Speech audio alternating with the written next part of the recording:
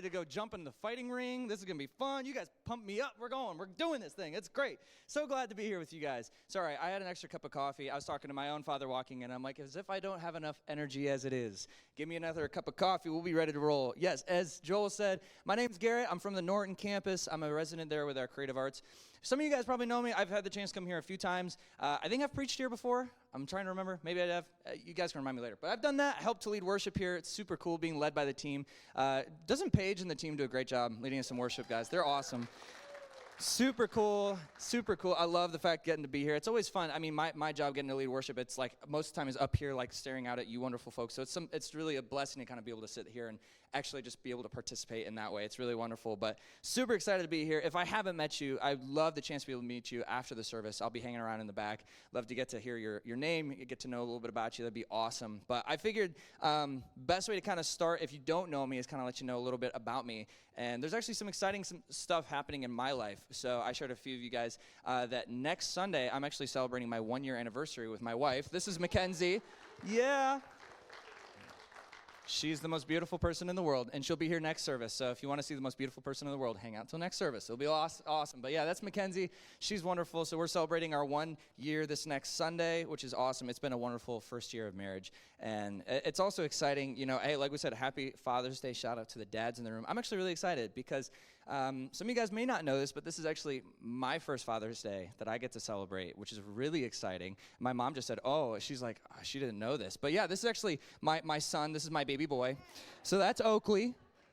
All the dads in the room are like, you don't know what you're talking about, man. You have no idea. Yes, that's my baby boy. I feel like I have to share him just because he's so stinking cute, isn't he? Just aw, he's so cute. Yeah, he's a little corgi. He's my baby boy. So that's Oakley. So I'm a dad. I deserve a donut, and so I will get one after this. But no, that's just a little bit about me. Really exciting stuff. But no, honestly, actual shout out to the real dads. You guys are amazing. You guys are literally like the lifeblood of what we do, and it's so cool to be able to celebrate you guys. You guys deserve all the loud that we give to you today. But super excited that Joel invited me to come out and be able to share with you guys today. We got coffee a while back at Cave. If you don't know, that's like, if you go to Cave, you're going to see Joel there. It's just what it is. And so we were hanging out, and he was sharing with me a few months back about kind of his heart for where we wanted to go in this series, Sunday school, talking about all this sort of stuff. And I got really excited about it. I'm a bit of a Bible nerd. I swear it's not going to be like an actual like lesson, like you're going to have to get out your textbooks or anything. But I love this. I love the idea of where we're going in this series, talking about Old Testament characters, like you saw some of the names up there, and trying to see where is Jesus show up in the midst of that. And I want to be like real with you guys. There's sometimes people come to church like, I have no idea what this thing is, like the Bible, the Old Testament, New Testament. You can talk and use some of this language. So if that's you, if you're like, what are we talking about? Just to give you some basic definitions. So if you have a Bible, there's an Old Testament, which is the stuff that comes before this guy named Jesus. And Jesus, we'd say, is the main character of the entire Bible. But the Old Testament shows up before we see him show up in person. Because we'd say this, that Jesus, he's fully God and he's fully man. And he shows up in person in the New Testament, which is the later half of your Bible, where we see him in person showing up, walking and talking with us. But what Jesus himself says and what we realize is that he actually shows up in the Old Testament as well. You can check me on that. He goes in different areas in the gospel. Jesus is like, if you've read Moses or the Old Testament writers and things, he's like, you'll see me there as well. And so what we're trying to do in the series, the way I think about it is we have a big puzzle in the room. And it's a big puzzle that we're looking at different puzzle pieces that make up and show us the heart and the character of who Jesus is in the Old Testament. So you have all these different characters, all these different stories in the lives of people. And so all of these different characters that we're going to be walking through this series, think of them like little puzzle pieces that we look back and we're able to see an aspect of Jesus. And sometimes we actually do. I'll be back in a couple weeks. We're going to look at this. It's a really cool thing where you see Jesus show up in some really cool, unique ways that probably you've never realized before. And so I'm really excited to be doing that. And today, the puzzle piece that I want to look at, the puzzle piece that we're going to jump into is the life and the story of this guy named Abraham. So some of you guys, if you've been coming to church for a while, which I realize like a lot of you guys probably have, you probably know more about Abraham than I do. You probably have been coming to church, went to Sunday school, learned all the stories. There's the song, the father, I don't know how it goes. The father Abraham, anybody? Yeah, you guys know. Big caveat. I don't remember anything from Sunday school. I went when I was like really young to like the age like where I didn't like really remember a lot of the things. Like I have memories. I remember seeing like the felt boards or whatever they were. Like I have some memories, but I don't remember any of the songs. My mom will sing them to me. She's like, you know that song? I'm like, I have no idea what you're talking about, Mom. I don't know any of these songs. But yeah, there's Abraham, and he has his own song, Father Abraham, on Father's Day. The Lord works in mysterious ways, right? But here we are. We're talking about Abraham. And if you grew up in church, you probably know this story so well. And it's one of those things that you come to church, and I think sometimes we can show up and be like, I come every week. I know I've been coming to church since I was so little. I know the stories. I probably know where the sermon's going to go. Here's what I want to challenge you to do today. If that is you, if you come and you're like, I know about Abraham. I know the whole story. As we walk through today, I'd encourage you to almost assume you know nothing about him. Assume you know nothing about the story, the person of Abraham, because here's the reality. The moment that we kind of put on that lens of trying to view him as somebody that we don't really know and we look at it with fresh eyes, I'm telling you, God does some cool things, and he shows us some stuff that probably you've never realized. And I'm speaking from experience because I'll be honest, going in when Joel asked me to speak about Abraham, I remember looking at this, and I had that feeling. You know, I went to private Christian school. I learned all about Abraham. I'm Bible school, all this sort of stuff. I understand it. Yet God did something really cool, even as I was prepping for today, and he showed me some stuff that I never really realized and made me wrestle with some things. And so if you're like me in the room, and you're like, I know everything, I encourage you kind of like look at it with new, fresh eyes today. But I also know this, that there's some of you guys probably in the room where you're like, I know next to nothing about Abraham, next to nothing about the Bible. And when I mention Abraham, you probably think about like the 16th president of the United States. You're like, big top hat, big beard. That's what comes to mind when you hear the word Abraham or the name Abraham. And I'll be honest, if that's you, that's really cool. I'm glad that you're here. I'm glad that you kind of get a glimpse into the story of this guy from the Old Testament who you probably never heard about before. I'm really excited for that. But I'm also very aware that sometimes if that is you, it could be this thing that's easy to tune out. It's easy to tune out because it's like, well, it's archaic, it's old. Like, why would I listen to it? Why would I care about this dude who lived a couple thousand years ago? Sometimes we can view it. I know personally I viewed this, like the whole Bible this way for many years when I was really young, of like, it's just some fairy tale. Is it just something that mom and dad read to the kids to make them go to sleep? But it never really happened. Sometimes we can come at the Bible with that sort of presupposition, especially when it comes to the Old Testament, like these really old stories, and there's like crazy things that God does. And if that's you, I'd encourage you to do the same thing. Just assume you know nothing, but also at the same time, I would recognize that the Bible and these stories and the people that we get the chance to look at, I encourage you to view it through the lens of these are real people, and these are real lives that were lived here on earth. When we look at the Bible, when we look at God's word, we realize that it's teaching us and telling us about real people who experience real life and real things. So they probably experience a lot of the same joys and heartaches and different things that we would experience too. And there's something to be grasped and something to be learned there. And so with that, I'd love to jump in. I'd love to jump into the story of Abraham and where we're going today. And as we do that, I think something to kind of like lay a groundwork, what's necessary when we talk about Abraham is talking about this thing called faith. So if you know anything about Abraham, you probably realize that he is known as the man of faith. Not only is he known as the great father, but he's also known as a man of faith. And if you want to, you can check me on this. Go to the New Testament because he's mentioned a lot in the New Testament, again, later half of the Bible.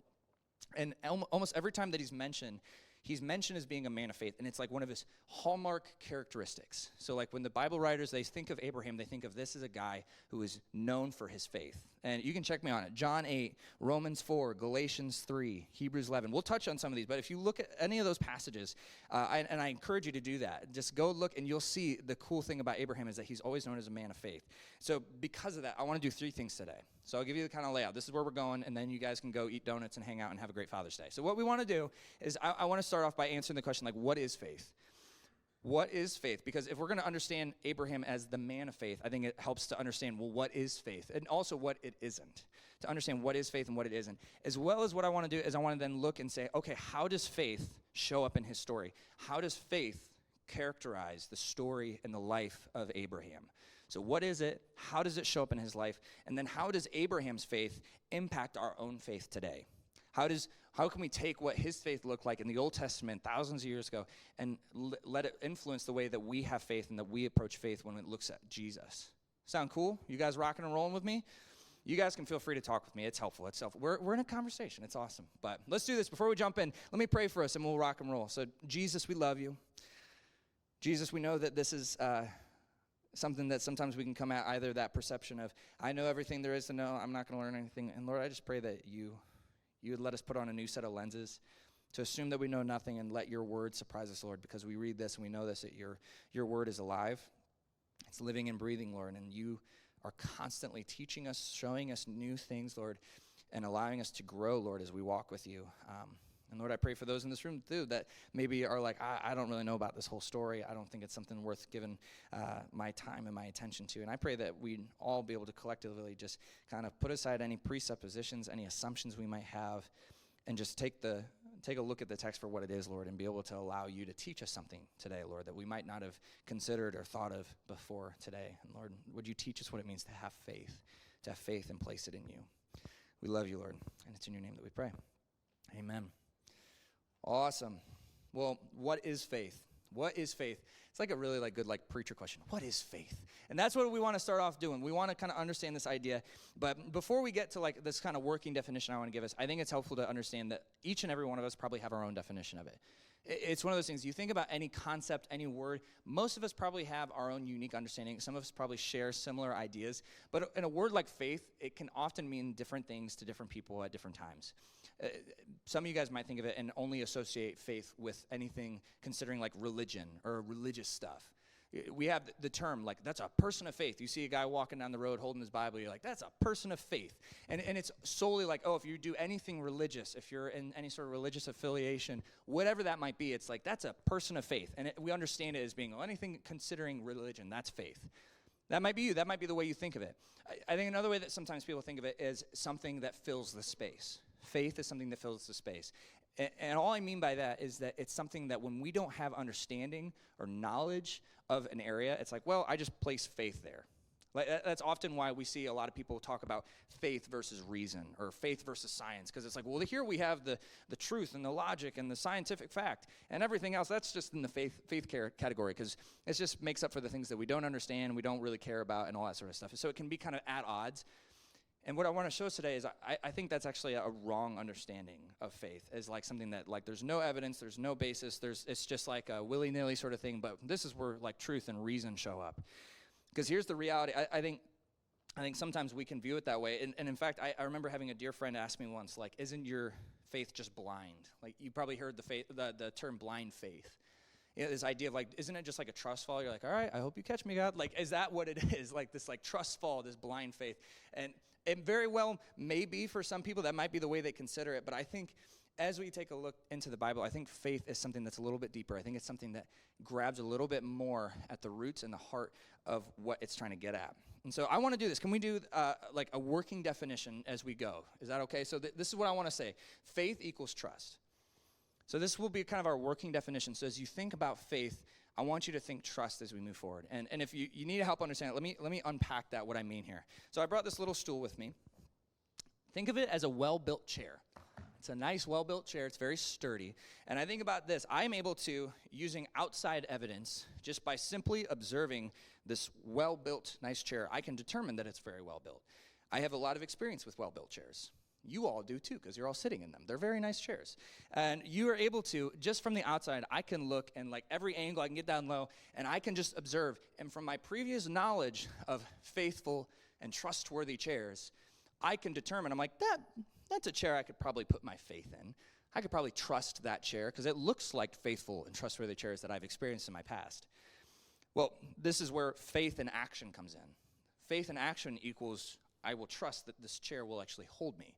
It's one thing to say it from afar and kind of observe because of my previous knowledge, but it's another thing to actually go and sit on the chair. Now I'm eye level with you guys. I could do the rest of the sermon right here. This would be fun. But I am able to sit on the chair, and that's faith in action.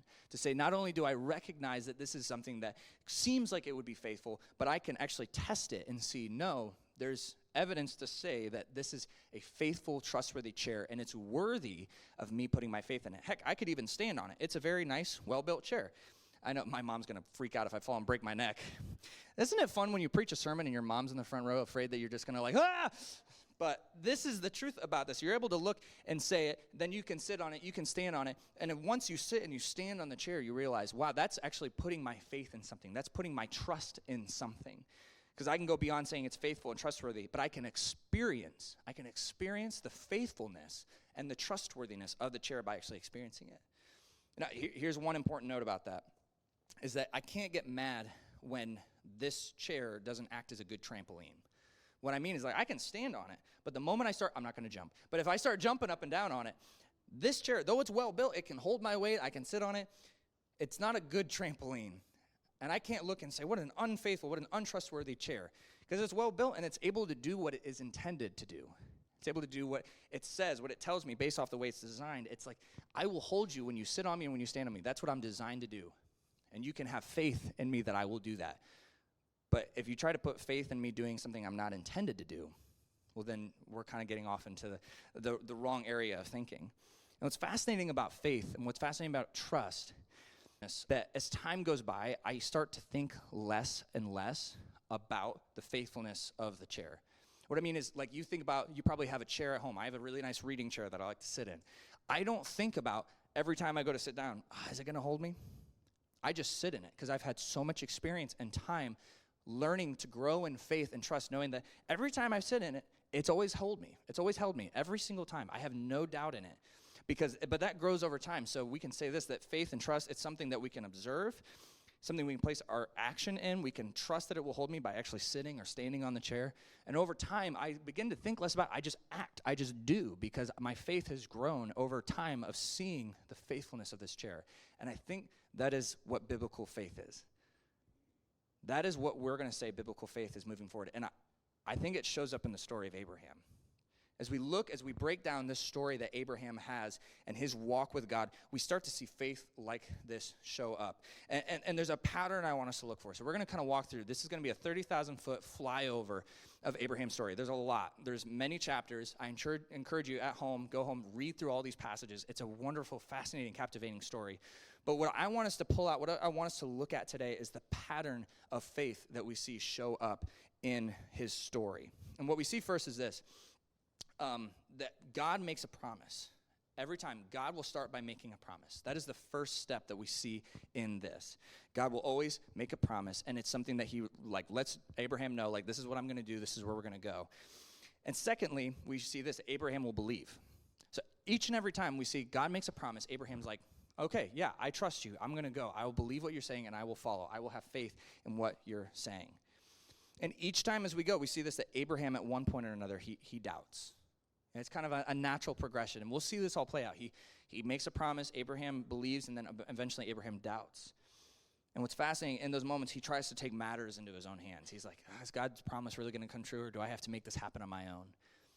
And every time it kind of gets him in a little bit of trouble, and each time, the last thing we see is God is faithful.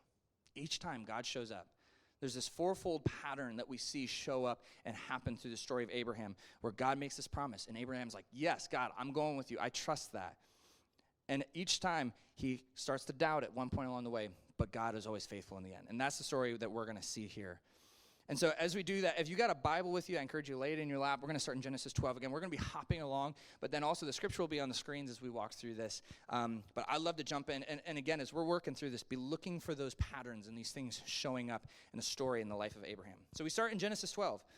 So here, at the very beginning of our Bible, Genesis 12, Abraham, he has this conversation with God. And God looks at him and he says this. He says, go from your country, go from your people and your father's household, and go to the land that I will show you. I will make you there into a great nation, and I will bless you. I will make your name great, and you will be a blessing.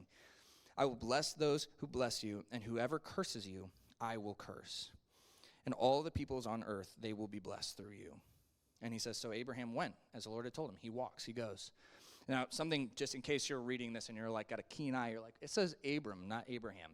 Quick little thing, Abram is the same person as Abraham. You'll see that eventually in the story. You can go home and read it later. God actually changes his name. He gives him a new name. He goes from Abram to Abraham, and there's a cool story about that. If you want to talk about it later, I'd love to talk about it. It's really cool. It's really nerdy and really fun. But anyway, that's the small caveat. What do we see here? What happens in this moment? This is the first sign of seeing God make a promise. So this is our first step. This is the first part of the pattern where God makes a promise, and he looks at him, and he promises two things. So he promises a land and a nation. You see that. He talks about how you go from your country and go to a new land. I'm going to give you a new land.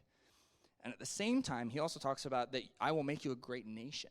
When he says I'm going to make you a great nation, that means that he's going to give him an heir, somebody to carry on his lineage, as it were. So God makes this promise. And what do we see? Abraham, immediately he goes. He says, the very end of this, and Abraham's like, up his bags. He's like, believing. It's the second part. So God makes this promise. He's like, I'm going to give you this. And Abraham's like, cool. And probably from an observing standpoint, he's able to look and say, I trust that. Okay, yeah, you seem like a faithful God. And it moves him to action. His faith moves, and he's like, I'll follow. I'll trust you, God. You seem like somebody I can trust and I can put my faith in. And so he moves. But what's fascinating here with this promise of a land and nation, we read in the text that as Abraham needs a son, he's already pretty old. He's already in his 70s. And if you think about it, when you're in your 70s, it's like, wow, that's pretty old to be a dad. Happy Father's Day. You might be a dad. There we go. And so we see this. God makes this promise, and it seems a little bit out of touch. It's like, wow, that's kind of crazy, God. That'd be a lot to make that happen. And yet he trusts. Yet he follows, and he goes all the same. But what's fascinating is this. We keep moving, and 6 verses later, not even 6 verses, and he begins to doubt. He begins to doubt, and we see this, that Abraham and his wife, they're traveling to this land. Again, they packed up their bags. They're moving along, and as they're going, they get to this point in Egypt. And when they're in Egypt, Abraham, he starts to think about it. He's like, well, my wife is really beautiful. Not as beautiful as my wife, mind you. But he's like, she's pretty beautiful. And if I'm in this land, well, the people, they might want to take my wife and make her their own wife. And to do that, they'll have to kill me. So he gets nervous. He's like, oh, God made this promise. I need to be a nation, and I need to go to a land. And he's like, well, that's not going to happen if they kill me. So when he doubts, what does he do? He takes matters into his own hands. He's like, I got to figure this out. I got to make a plan. So what does he do? He says, hey, Sarah, this is a great idea. As we go through this land, you're going to be my sister. So everybody we talk to, you're going to be my sister. Here's the thing, guys. I've only been married for 1 year. And I have a year of veteranship under being a married man. I can tell you right now, do not tell anybody that your wife is your sister, because that'll get you in really deep weeds. My friend Xavier, you're about to get married. Do not do that, my friend. That will be really rough. And so we see this. He says, just be my sister. He lies to the Egyptians. He says, this is my sister. He's like, I'm trying to save my own skin. If they think I'm your brother, they won't kill me. We'll be all right. He's like, they might give me a dowry. It'd be great. So they move. And what we see happen is he's trying to go against what God had actually intended. And if you're taking notes, I wrote it this way, that Abraham doubts, but God is faithful. Remember, that's our pattern that we see, because what happens is God shows up, and he goes to the people, because they ended up taking Sarah and tried to make her their wife. And God shows up, and he talks to these Egyptian rulers, and he's like, hey, actually, so Sarah, not really his sister, she's his wife, and I'm protecting him. So if you take her, well, then you're going to be in deep weeds, because I'm protecting him. And so the Egyptians, rightfully so, are like, yeah, we don't want to mess with you, man. That would not be the right move. So they give Sarah back. They say, hey, go, be on your way. God bless you as you go. And as they do that, you realize that God is like, hey, I got you. You don't need to worry. You just need to trust that I'll protect you. I'll get you through this.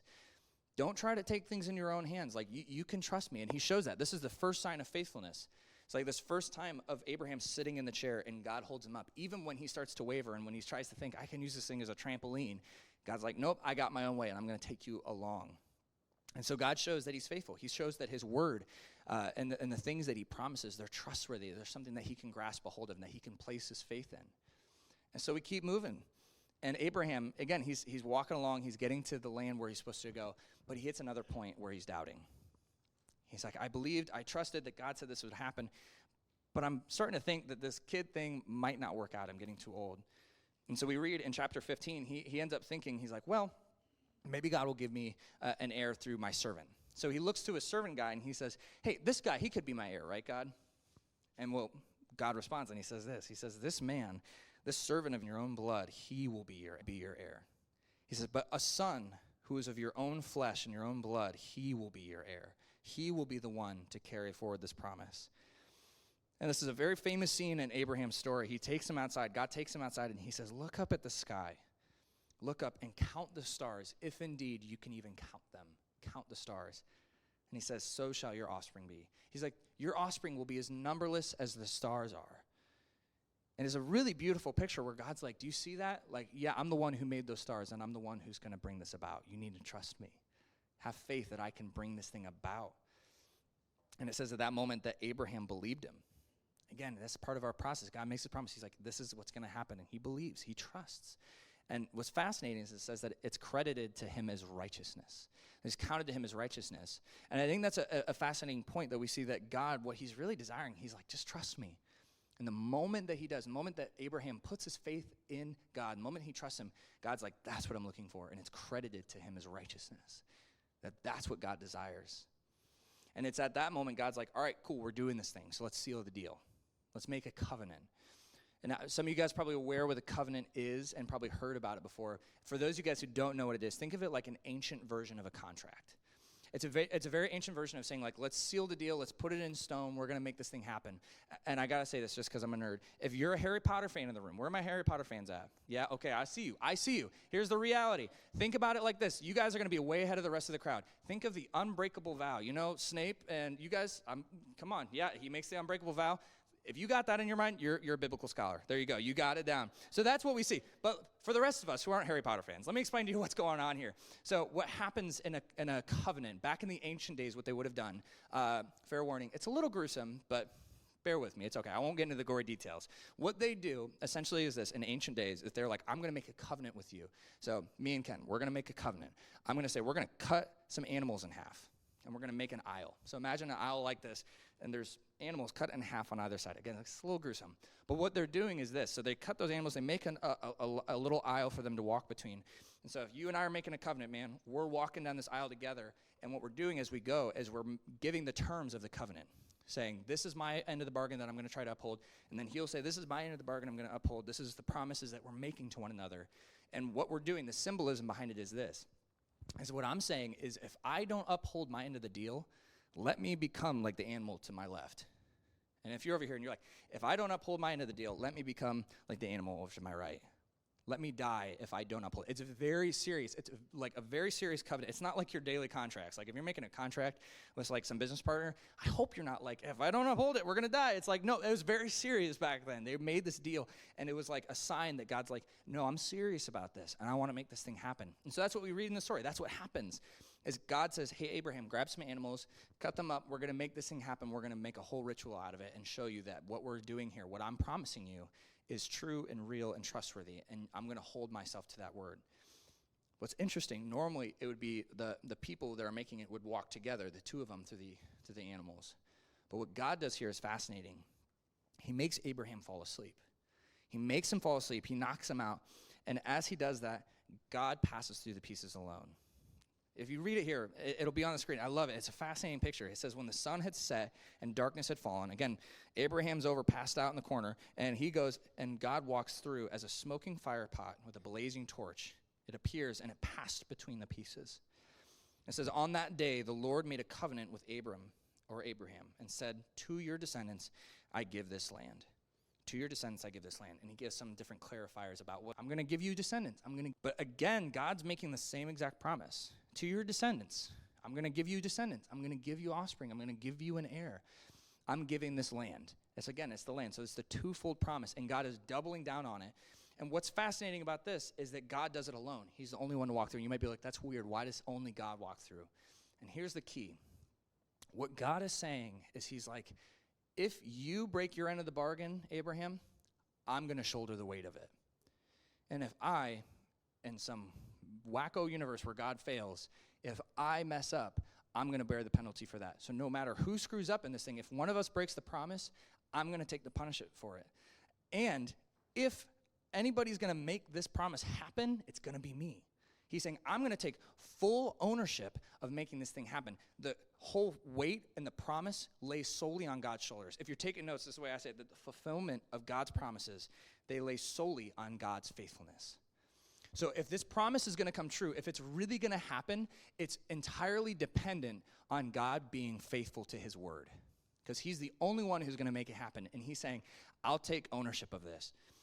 Because I'm faithful and I'm trustworthy and I'm going to see it through. And I don't want you to have to worry about it, Abraham. I got it. Trust me. You can put your faith in me because I'm faithful and I'll hold you. It's a beautiful picture of what he's doing here. And what's fascinating, it's important because the very next chapter, our pattern, it repeats. Abraham doubts and he goes against what God had intended.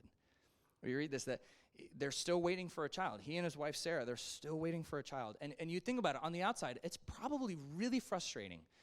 Because on the outside, it looks like, well, God's not fulfilling his promise. He said I'd have a kid. I'm getting older by the day, and I can't have a kid. By my own power, I can't do that. And so I think Abraham, rightfully so, is getting extremely frustrated. And so is Sarah. You know, she's probably frustrated too. She's like, Abraham, you said God's promised this, but we're not seeing any fruit of it.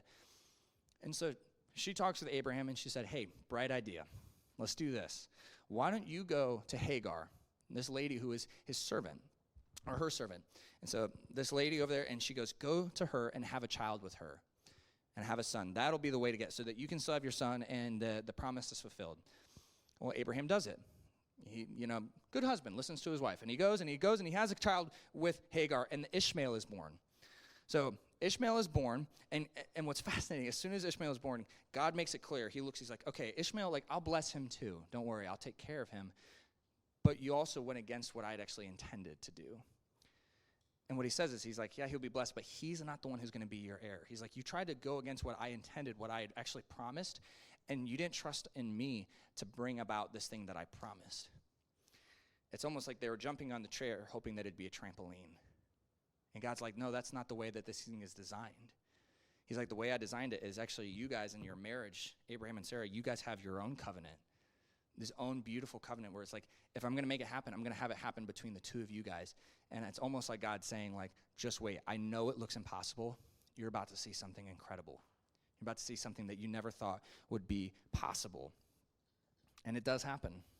Chapter 17, we skip forward a little bit, and God reveals to Abraham and Sarah, he's like, this is my plan. This is what's going to happen. And Abraham, as soon as he hears it, he has this response. It says that he fell face down, and he laughed. Abraham falls face down, and he laughs at God, and he says to himself, he's like, will a son be born to a man 100 years old? Will Sarah bear a child at the age of 90? Now, I don't know about you guys. If God were in the room, I probably wouldn't laugh in his face. But he had a very comfortable relationship. But I also feel for Abraham. I mean, I bet he laughs. He's like, are you serious? People who are over 90 years old and thinking about them having a child, I can understand why he laughs. He's like, are you serious, God? Is that really what's going to happen? You can kind of empathize with him for a little bit. But what I love is God, he totally has a sense of humor. And you Bible scholars in the room, you're way ahead of me on this. But he looks and he says, okay, well, you think it's funny? All right, well, the child will be born. And when he is born, I want you to give him a name. I'm going to choose his name. And his name is going to be Isaac. And in Hebrew, that translates to he laughs. So God's like saying, you laughing now, well, your child will be laughing too, because his name is laughter. I love it. God has this beautiful sense of humor where he's like, this is what's going to happen. You don't believe it right now, and I'm going to show you that it will happen. He doubts, but yet in the midst of that, God's faithfulness, again, this pattern, he's doubting. He's like, I don't know, God. I'm going to laugh in your face because I don't really know if this is how it's going to work out, and God's faithful. And we read in chapter 21, Isaac is indeed born. He's born to Abraham and Sarah, and he's over 100 years old. Sarah's in her 90s. It's this beautiful miracle. If you really think about it, let the text come alive for a minute. Imagine that happening in our day and age. There'd be news presses all about it. It'd be like, what is happening? This is wild. And what we see here, again, we said this earlier, that the fulfillment of God's promises, they lay solely on his faithfulness. His promises come true because he is faithful to see it through. Even when Abraham is trying to make his own way, God shows up. So again, we see, what's the pattern? What have we seen through this story? God makes a promise. He's always like, it's going to be a land and it's going to be a people. You're going to have a son. Well, it happens. Abraham, each time, he believes. He's like, I trust you, God. But along the way, it's a long journey. It's over 3 decades that he's been traveling with God. And he starts doubting at certain points. And then at the same time, God is faithful. Each time, even when Abraham doubts and even when he tries to take things into his own hands, God is faithful to see it through. It was fascinating. We said earlier with this chair, it's one of those things that over time, I can trust that it's going to hold me without even thinking about it. Because over time, my faith grows as I see that it's faithful each and every day when I go to take a seat in it. And I think the same thing happens for Abraham's faith.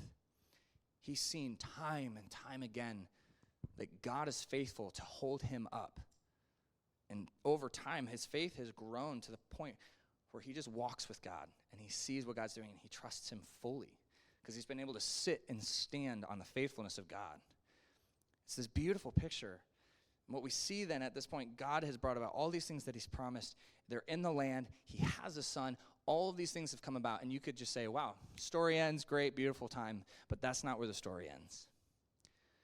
We jump ahead to chapter 22, and we see this, that God, he wants to test Abraham. He's like, you've trusted me, you've believed in me. Even in your doubting, you've stuck along for the journey. And he's like, I want to see where you're at. And so he says, Abraham, here I am, he said. Can you imagine, just like you're sleeping, God's like, Abraham. Oh, okay, hey, I'm here. And he looks and he says, take your son. And he lays it on thick. Take your son, your only son, the one whom you love. It's like he doesn't have any other kids. It's like you don't have to distinguish. God is like, I don't want you to mistake it. The one that I promised you, yeah, that son, the one that I brought about miraculously, your son Isaac, he says, I want you to take him. And I want you to go to the region of Moriah, and there I want you to sacrifice him as a burnt offering on a mountain that I'm going to show you. It's a bit of a change in tone from where we've been. When you see God ask him to do this thing, it's like, wow, okay. And it goes without saying, but dads in the room, do not sacrifice your children. That is not a prescriptive sort of thing from the scriptures. I don't want any emails about that, but there we go. So just a little caveat. But it's wild to see God say, hey, yeah, this promise that I made to you, yeah, I want you to go, and I want you to almost give it back. Like, do you trust me in that? Will you do that? And I don't know about you guys, but on this journey, and he's over 100 years old. He's been walking with God for decades. He's been on this journey. And now God's like, okay, it's time to go and sacrifice him. And I mean, don't answer out loud, but think about it in your mind. Like, what would you do if God audibly looked at you and said, hey, yeah, that child that I promised you, you waited decades for, and now you have, go and sacrifice him. Like, what would you do? What does Abraham do? God, he asks him to do this thing, and he goes immediately. He obeys God, and he walks with him. And he packs up. He takes Isaac, his only son, and he's like, we're going to go. The next morning, they get up and they leave, and they go to this region, and we read this. Genesis 22. It says, they reached the place that God had told him about. And there Abraham built an altar, and he arranged the wood on it, and he bound his son Isaac, and he laid him on the altar on top of the wood. And then he reached out his hand. He took the knife to slay his son.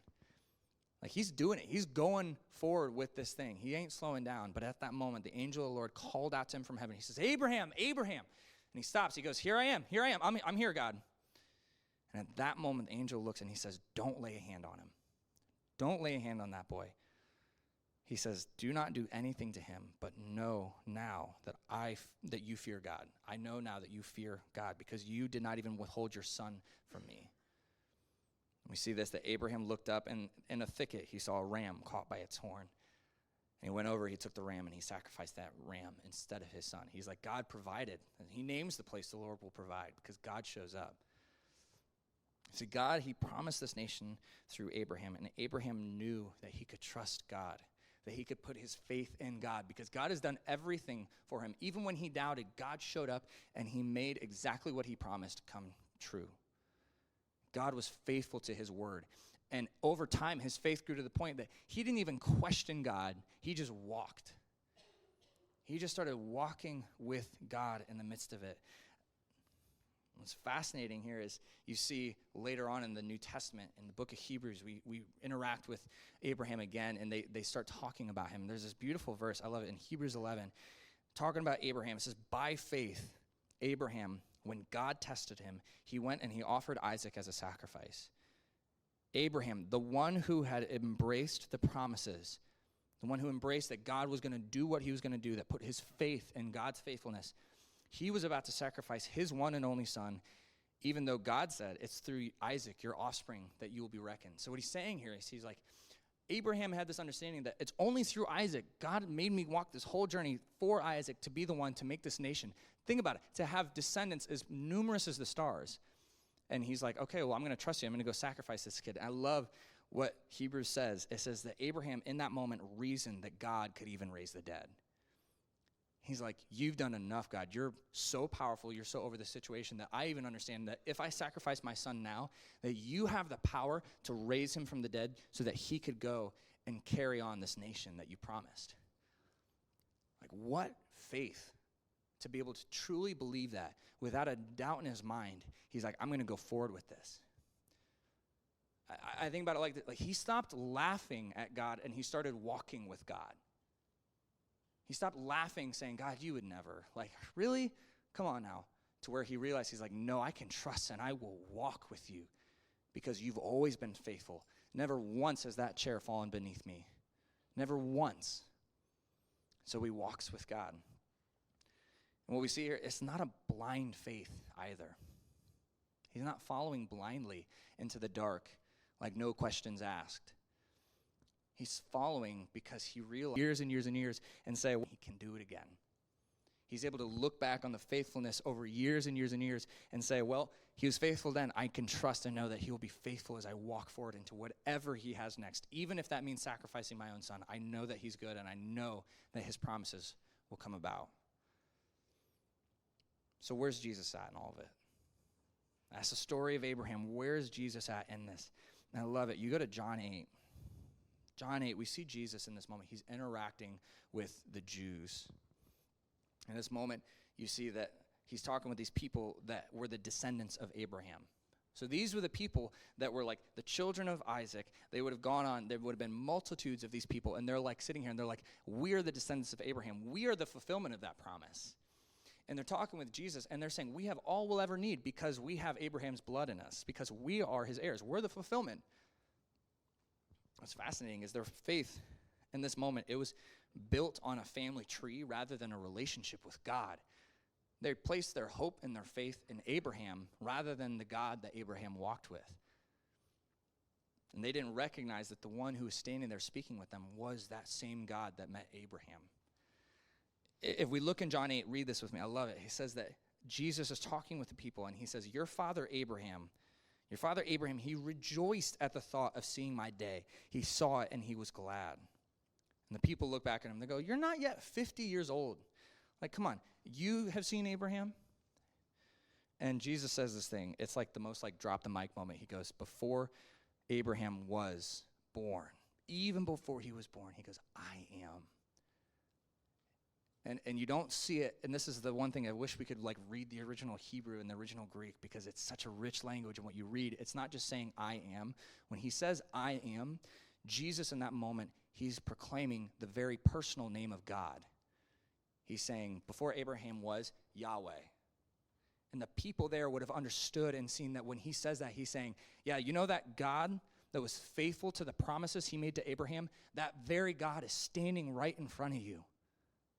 That very God is standing right in front of you, and he's speaking with you. And if you listen carefully, he's making a new promise. He made a promise to Abraham for land and for a nation to come. And right now, that same God is here, and he has a new promise for you. And that new promise is for new life. For new life.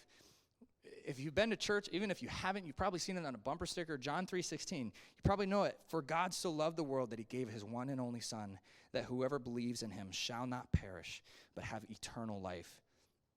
Don't let that verse become something cliche, guys. You can come to church, you can hear it spoken about anywhere that you go. It's very popular, and I think it's for very good reason. And don't let it lose its power, because what Jesus is saying here is that this is my promise for you. That I love you. That's the first promise. Trust that I love you. And trust that I love you so much that I see you where you're at in your brokenness and your sin and your fallenness. I love you so much that even when you're there, I want to step down to be with you and to bring you back to life.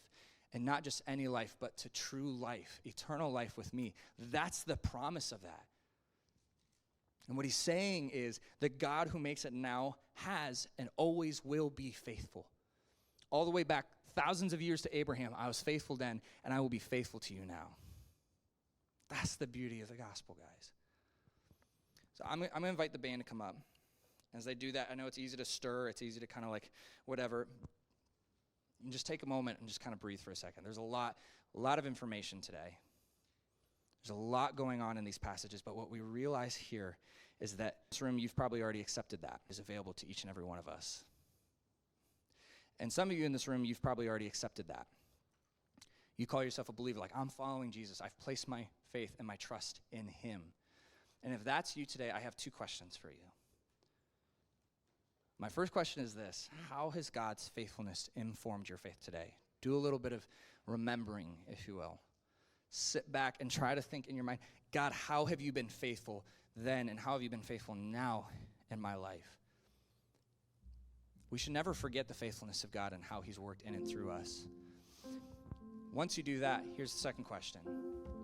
What might God be calling you into next? Where might God be calling you to go next? And you might be sitting in here like, God's not calling me anywhere. I'm 100 years old, Garrett. Abraham was 100 years old, and he was still called out in faith. I don't care how old you are. I don't care how young you are. God has something that he's calling each and every one of us to. And sometimes all we have to do is just sit and listen. And if you ask him and you listen, he might point you somewhere new, someplace that's scary, someplace that's different, and someplace that requires you to take a leap of faith almost. To say, I'm going to trust you. I'm going to take a dare on you, God, and say that you're going to be good to your word and that you're going to be faithful. And the question becomes then, will I have the faith to follow wherever he's leading me? Because sometimes when it comes to following Jesus, we can stay stale. We can just kind of sit where we're at and be like, it's fine, it's good with whatever. God's calling you to something new. I think for the fathers in the room, if you're a dad, I think there's something for you. You know, it's Father's Day. Father Abraham. You might look and you might see Abraham as some bad father because he went to sacrifice his son. He always doubted God. He did all these things. I think there's something to be gleaned from here that Abraham and his relationship with God, he shows us if you're a dad in the room and you're like, how do I be a better dad? How do I walk in faith with that? I think all that God requires is to walk obediently with him. Stop laughing at God. Stop laughing at all the things that he has said and that you're like, I don't know if that's really possible, if that's really true. Can I really trust that? And say, no, I'm going to walk with you, God.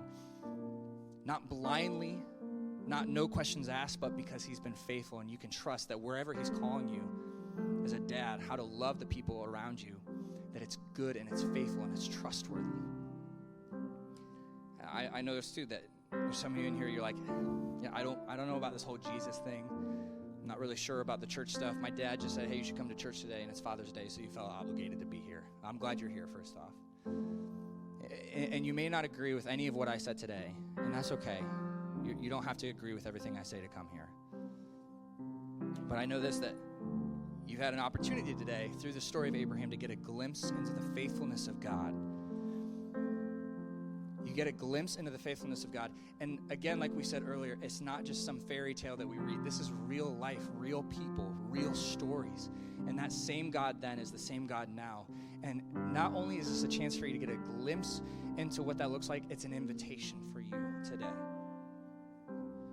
You might be doubting God, struggling with this idea of me putting my faith in him. But here's the reality, that God, he's inviting you to step into his faithfulness. He's saying, will you put your faith in what I've already said I will give you? What I've already been true to? Because here's the gospel we were talking about earlier, that there's a God who said, I love you so much that I'm going to come and die for you. Guess what he did? He said, not only will I die, but I'll raise from the dead so that I could give you new life. He did all of that. And he's alive today, and there's still an invitation to join into that and walk in newness of life with him. Here's the reality, the faithfulness of God. Now in your seats, wherever you're at, you can make that decision to place your faith in it, because here's the reality, the faithfulness of God is worthy of our faith.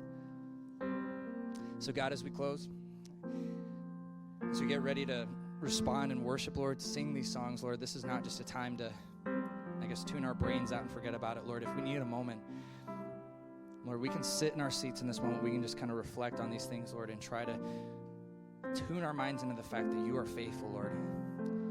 And if we really take the time, if we really stop and listen, Lord, we can see that you've always been faithful and that you always will be.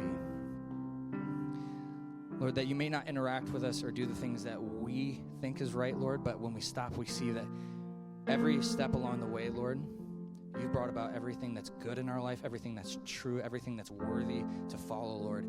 And wherever we might be in this room, Lord, whether you're calling us to take another leap in faith, Lord, to trust you, to trust that you will hold us even when it's scary. Lord, some of us might be in here and we might be like that first step to say, I don't know about putting my faith in a God that I can't even see. And if that's you, I want to challenge you to look and say that you can see him through the way that he shows up, through the ways that he's been faithful.